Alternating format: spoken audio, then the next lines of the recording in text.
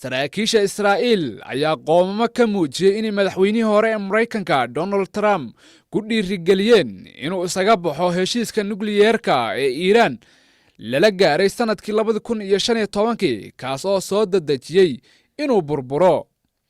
Hoggaanka amniga Israa'iil oo shir wada tashi ah yeeshay ayaa muujiyay qoomamada la xiriirta in doorka ay ka qaateen go'aanka Donald Trump ee heshiiska uu ahaa mid aad u cad xilli waliba heshiiskaas mid la mid aha uu hadda ku dhow yahay in la saxiixo sida ay shaacisay warbaahinta Kan ee Israa'iil. Ra'iisul Wasaare Yair Lapid ayaa ka qayb galay shirkaas sida ay ku warantay warbaahinta Kan.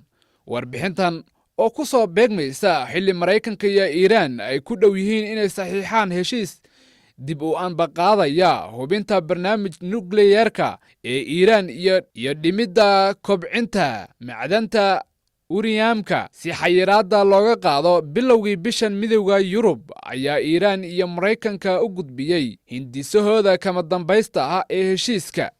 Midowga Yurub iyo Mareykanka ayaa talaadadii dhoweyd sheegay inay daraasaynayaan dhabnimada iyo ka go'aanshaha Iiraan ee dib u soo celinta heshiiska ay la galayso awoodaha waaweyn ay Midowga Yurub ku soo bandhigeen wadahadalkii ka dhacay Vienna.